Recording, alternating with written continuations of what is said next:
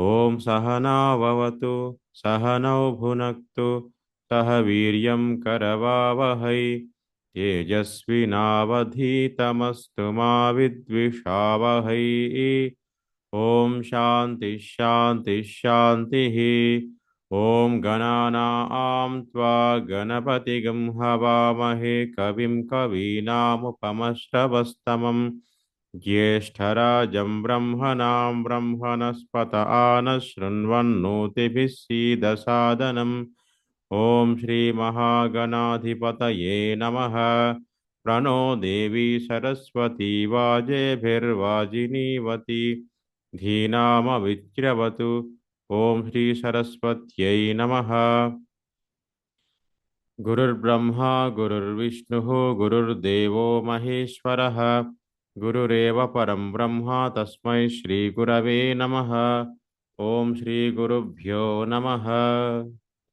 समस्तजनकल्याणे निरतं करुणामयं नमामि चिन्मयं देवं सद्गुरुं ब्रह्मविद्वरम्। ॐ श्रीचिन्मयसद्गुरवे नमः।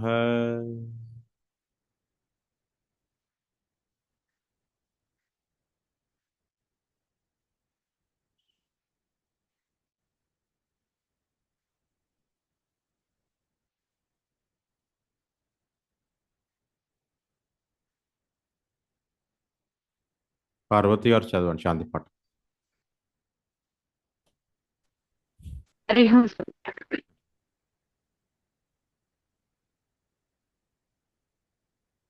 ॐ शञ्च मे मयश्च मे प्रियञ्च मे नु कामश्च मे कामश्च मे सौमनसश्च मे भद्रञ्च मे श्रेयश्च मे वस्यश्च मे यशश्च मे भगश्च मे द्रविणञ्च मे यन्ता च मे धत्ता च मे क्षेमश्च मे धृतिश्च मे विश्वञ्च मे महश्च मे संविच्च मे ज्ञात्रञ्च मे शूश्च मे प्रशूश्च मे सीरञ्च मे लयश्च मरुतञ्च मे मृतञ्च मे यश्मञ्च मे नामयच्च मे जीवातश्च मे दीर्घायुत्वं च मे नमित्रं च मे भयं च मे सुगं च मे शयनं च मे शुषा च मे सुदिनं च मे। ओम शांति शांति शांतिः। रुद्रम చతుర్థాన్వాకం నిన్న మనం అభ్యాసం చేసుకున్నాం. చతుర్థాన్వాకం పఠిద్దాం అందరం కలిసి.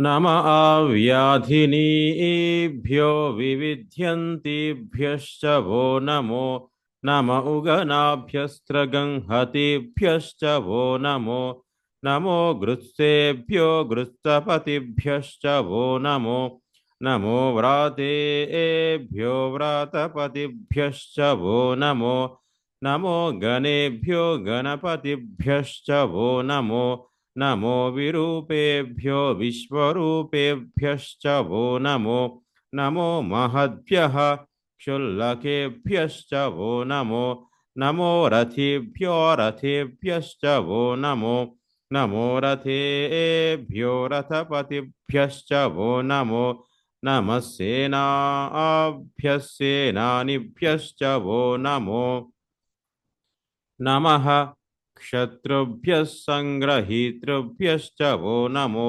नमस्तक्षभ्यो रथकारेभ्यश्च वो नमो नमः कुलालेभ्यः कर्मारेभ्यश्च वो नमो नमः पुञ्जिष्टेभ्यो निषादेभ्यश्च वो नमो नम इषुकृद्भ्यो धन्वकृद्भ्यश्च वो नमो नमो मृगयुभ्यश्वनिभ्यश्च वो नमो నమస్వభ్యస్వపతిభ్యశ్చ వో నమః. చివరిగా పంచమనువాకం ఈరోజు మనం అభ్యాసం చేసుకోవాలి.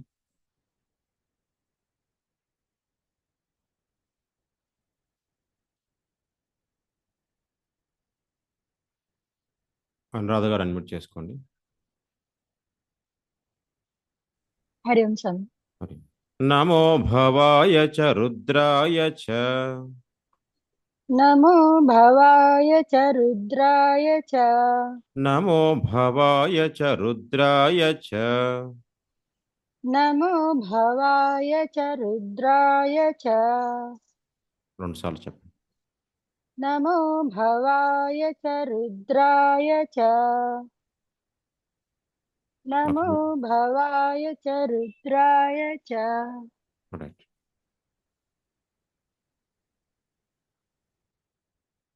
జయంతి పద్మ గారు.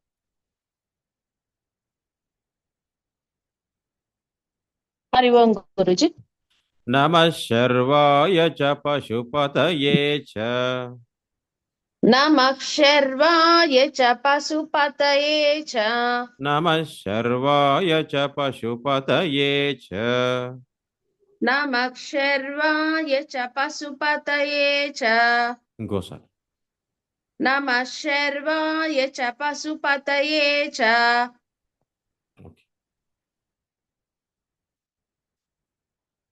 సంధ్య గారు. స్వామీజీ.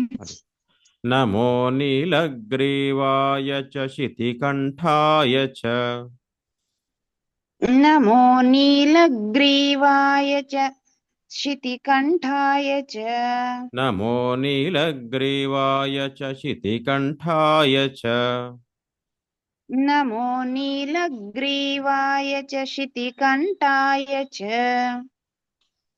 ఇంకోసారి. నమో నీలగ్రీవాయ చ శితికంఠాయ చ. ఓకే. వసుంధర గారు.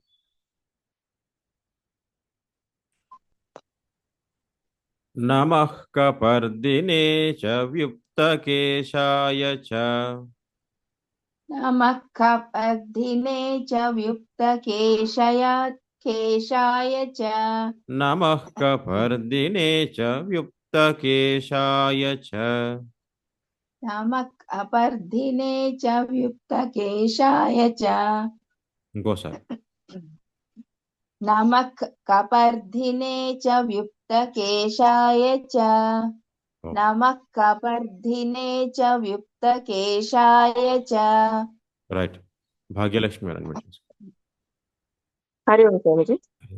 నమః సహస్రాక్షాయ చ శతధన్వనే చ నమః సహస్రాక్షాయ చ శతధన్వనే చ నమః సహస్రాక్షాయ చ శతధన్వనే చ నమః సహస్రాక్షాయ చ శతధన్వనే చ ఇంకోసారి. నమః సహస్రాక్షాయ చ శతధన్వనే చ. ఓకే. నాగరత్న గారు. హరి ఓం స్వామీజీ. హరి ఓం. నమో గిరీశాయ చ శిపివిష్టాయ చ నమో గిరిశాయ చ శిపివిష్టాయ చ నమో గిరీశాయ చ శిపివిష్టాయ చ నమో గిరిశాయ చ శిపివిష్టాయ చ ఇంకోసారి.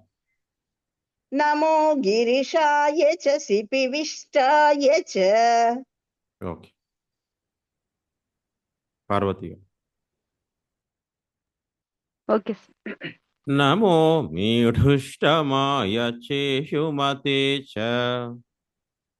నమో మీడుష్టమాయ చేషుమతే చ నమో మీఢుష్టమాయ చేషుమతే చ నమో మీడుష్టమాయ చేషుమతే చ. మీడుష్టమాయలో మా కింద స్వరం ఉంది, డా కింద వస్తున్నట్టుంది, ఒకసారి గమనించండి మళ్ళీ. నమో మీఢుష్టమాయ చేషుమతే చ నమో మీడుష్టమాయ చేషుమతే చ మళ్ళీ. నమో మీడుష్టమాయ చేషుమతే చ. ఓకే. పద్మ తలూరు గారు. హరి ఓం స్వామీజీ.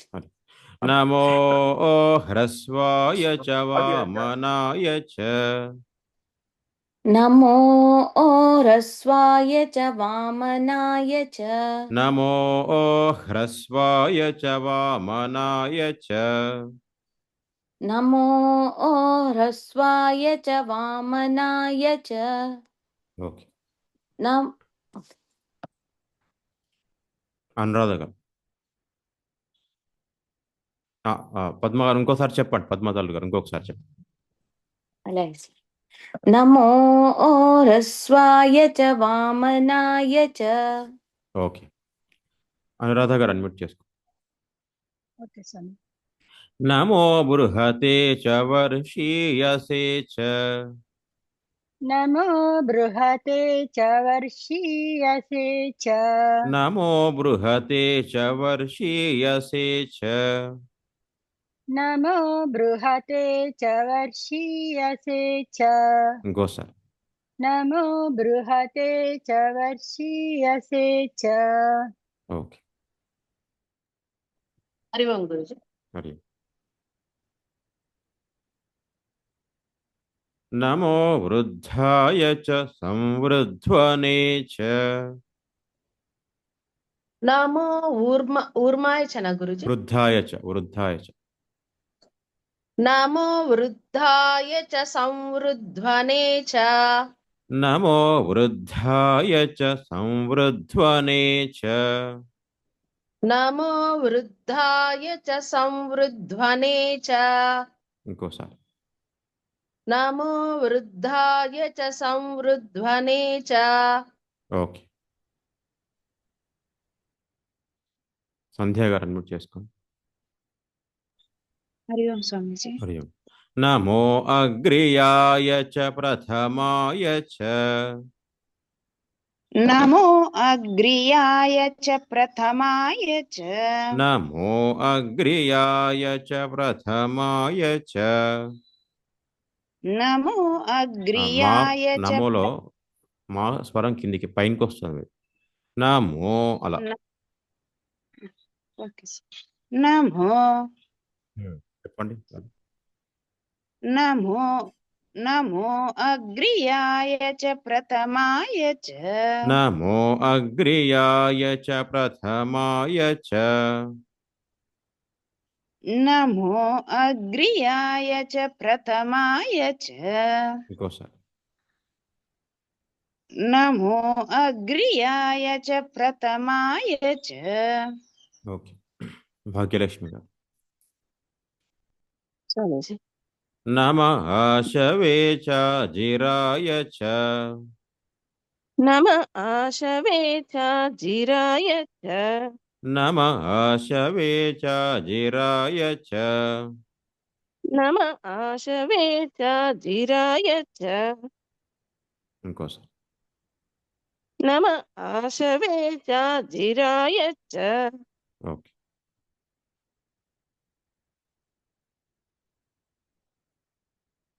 నాగరత్న గారు అన్మ్యూట్ చేసుకోండి. హరి ఓం స్వామి. నమః శీఘ్రియాయ చ శీభ్యాయ చ. నమః శీఘ్రియాయ చ శీభ్యాయ చ. నమః శీఘ్రియాయ చ శీభ్యాయ చ. నమః శీఘ్రియాయ చ శీభ్యాయ చ. ఇంకోసారి. నమః శీఘ్రియాయ చ శీభ్యాయ చ. ఓకే. పార్వతి గారు అన్మ్యూట్ చేసుకోండి. ఓకే. నమ ఊర్వ్యాయ నమ ఊర్మ్యాయ చావస్వన్యాయ చ. నమ ఊర్మ్యాయ చ వస్వన్యాయ చ. నమ ఊర్మ్యాయ చావస్వన్యాయ చ. నమ ఊర్మ్యాయ చ వస్వన్యాయ చ. నమ ఊర్మ్యాయ చావస్వన్యాయ చ. నమ ఊర్మ్యాయ చ వస్వన్యాయ చ. మళ్ళీ. నమ ఊర్మ్యాయ చ వస్వన్యాయ చ. ఓకే. పద్మతల్లు గారు. సార్. నమ శ్రోతస్యాయ చ ద్వీప్యాయ చ. నమః శ్రోతస్యాయ చ ద్వీప్యాయ చ. నమ శ్రోతస్యాయ చ ద్వీప్యాయ చ. నమః శ్రోతస్యాయ చ ద్వీప్యాయ చ. ఇంకోసారి. నమః శ్రోతస్యాయ చ ద్వీప్యాయ చ. ఓకే. అందరూ మ్యూట్లో ఉండి నాతో పాటు చెప్పండి అనువాకము. నమో భవాయ చ రుద్రాయ చ నమః శర్వాయ చ పశుపతయే చ నమో నీలగ్రీవాయ చ శితికంఠాయ చ నమః కపర్దినే చ వ్యుక్తకేశాయ చ నమః సహస్రాక్షాయ చ శతధన్వనే చ నమో గిరిశాయ చ శిపివిష్టాయ చ నమో మీఢుష్టమాయ చేషుమతే చ నమో హ్రస్వాయ చ వామనాయ చ నమో బృహతే చ వర్షీయసే చ నమో వృద్ధాయ చ సంవృధ్వనే చ నమో అగ్ర్యాయ చ ప్రథమాయ చ నమ ఆశవే చ జిరాయ చ నమః శీఘ్రియాయ చ శీభ్యాయ చ నమ ఊర్మ్యాయ చావస్వన్యాయ చ నమః శ్రోతస్యాయ చ ద్వీప్యాయ చ. మళ్ళీ ఒకసారి.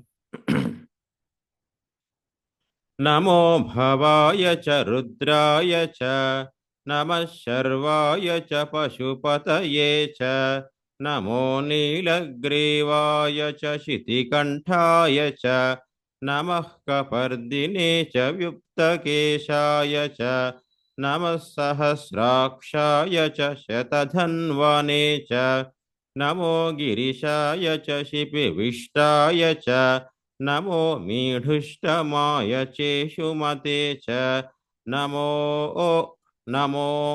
హ్రస్వాయ చ వామనాయ చ నమో బృహతే చ వర్షీయసే చ నమో వృద్ధాయ చ సంవృధ్వనే చ నమో అగ్ర్యాయ చ ప్రథమాయ చ నమ ఆశవే చ జిరాయ చ నమః శీఘ్రియాయ చ శీభ్యాయ చ నమ ఊర్మ్యాయ చావస్వన్యాయ చ నమః శ్రోతస్యాయ చ ద్వీప్యాయ చ. దీంతో రుద్ర నమ్మకం అభ్యాసం సంపూర్ణమవుతుంది. షష్టమ అనువాకం నుంచి పఠిద్దాం. నమో జ్యేష్ఠాయ చ కనిష్ఠాయ చ నమః పూర్వజాయ చాపరజాయ చ నమో మధ్యమాయ చాపగల్భాయ చ నమో జఘన్యాయ చ బుధ్నియాయ చ నమః శోభ్యాయ చ ప్రతిశర్యాయ చ నమో యామ్యాయ చ క్షేమ్యాయ చ నమ ఉర్వర్యాయ చ ఖల్యాయ చ నమః శ్లోక్యాయ చావసాన్యాయ చ నమో వన్యాయ చ కక్ష్యాయ చ నమః శ్రవాయ చ ప్రతిశ్రవాయ చ నమ ఆశుషేనాయ చాశురథాయ చ నమః శూరాయ చావభిందతే చ నమో వర్మినే చ వరూథినే చ నమో బిల్మినే చ కవచినే చ నమః శ్రుతాయ చ శ్రుతసేనాయ చ. సప్తమన్వాకం.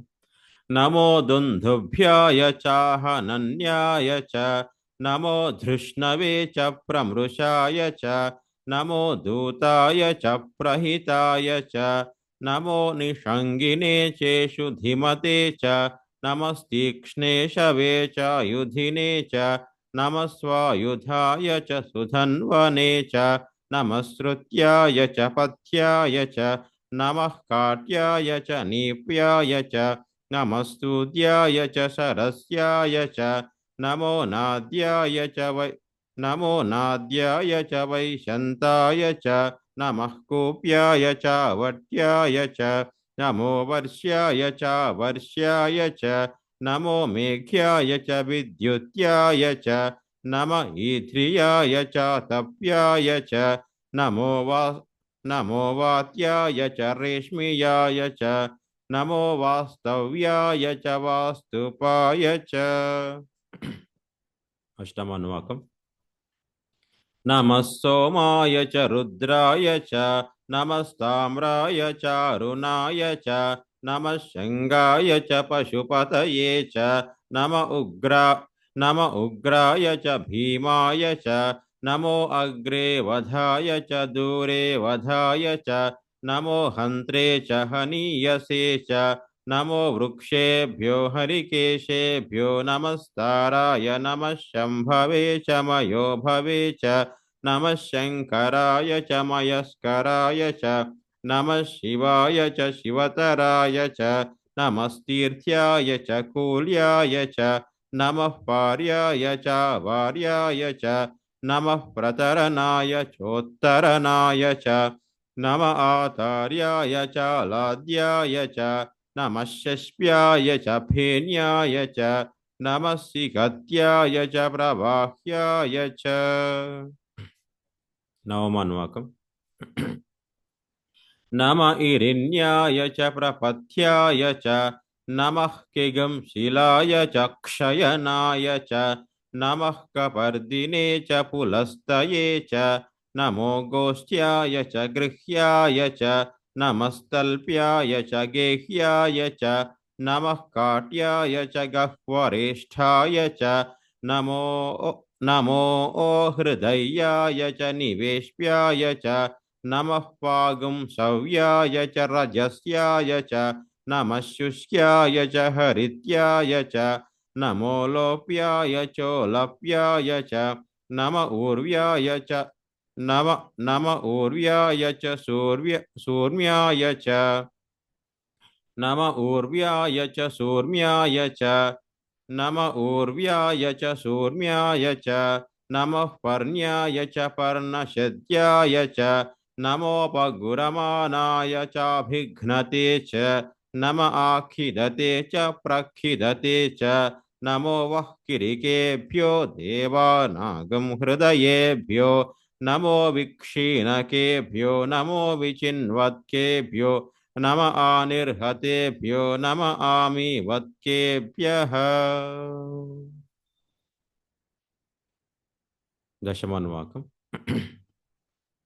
द्रापे अन्धसस्पते दरिद्रन्नीललोहिता येषां पुरुषाणामेषां पशूनां माभिर्मा रोमो येषां किञ्चनाममत या ते रुद्रशिवा तनु शिवा विश्वाह भेषजी शिवा रुद्रस्य भेषजी तया नो मृडजीवसे इमागं रुद्राय तवसे कपर्दिने क्षयद्वीराय प्रभरामहे मतिं यथा नश्यमसद्विपदे चतुष्पदे विश्वं पुष्टं ग्रामे अस्मिन्ननातुरम् मृडानो रुद्रोतनो मयस्कृधि क्षयद्वीराय नमसा विधेमते यच्छञ्चयोश्च मनुरायजे पिता तदस्याम तव रुद्रप्रणीतौ मानो महान्तमुतमानो अर्भकं मान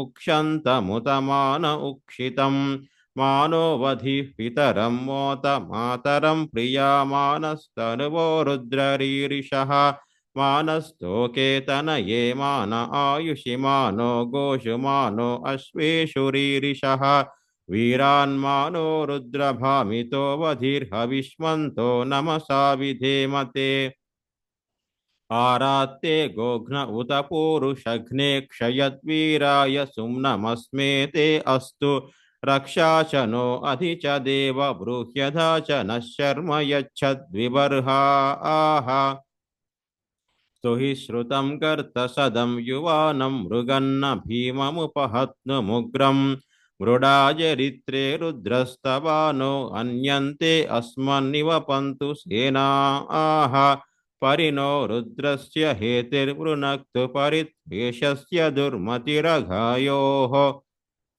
अवस्थिरा मघवद्भ्यस्तनुष्वमीढ्वस्तोकाय तनयाय मृडय मीढुष्टम शिवतम शिवो नः सुमना भव परमे वृक्ष आयुधं निधाय कृत्तिं वसान आचर पिनाकं बिभ्रदागहि विकिरिद विलोहित नमस्ते अस्तु भगवः यास्ते सहस्रगं हेतयोन्यमस्मन्निव पन्तु ताः सहस्राणि सहस्रदा बाहुवोस्तव हेतयः तासामीशानो भगवः पराचीनामुखाकृधि।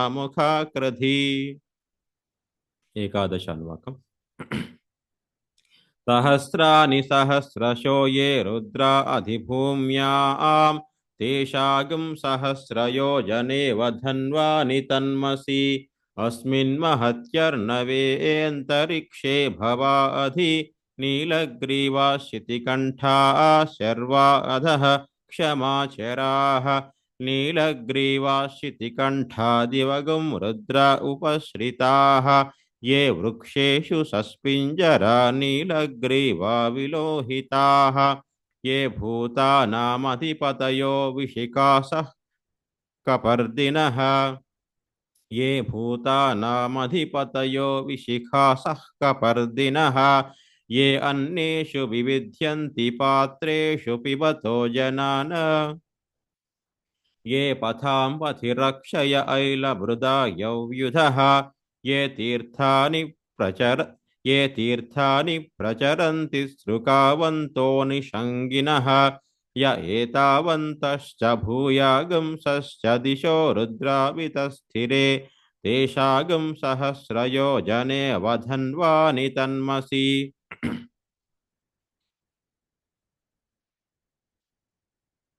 नमो रुद्रेभ्यो ये पृथिव्यां येऽन्तरिक्षे ये दिवि येषामन्नं वातो वर्षमिषवस्तेभ्यो दश प्राचीर्दश दक्षिणा दश प्रतीचीर्दशोदीचीर्दशोर्ध्वास्तेभ्यो नमस्ते नो मृडयन्तु ते यं विष्मो यश्च नोद्वेष्टितं वो जम्भे दधामि त्र्यम्बकं यजामहे सुगन्धिं पुष्टिवर्धनम् उर्वारुकमिव बन्धनान् मृत्योर्मुक्षीयमामृतात् यो रुद्रो अग्नौ यो अप्सु य ओषधीषु यो रुद्रो विश्वा भुवना विवेश तस्मै रुद्राय नमो अस्तु तमुष्टु हि यस्विषुस्तु धन्वा यो विश्वस्य क्षयति भेषजस्य यक्ष्वामहे सौमनसाय रुद्रं नमोभिर्देवमसुरं दुवस्य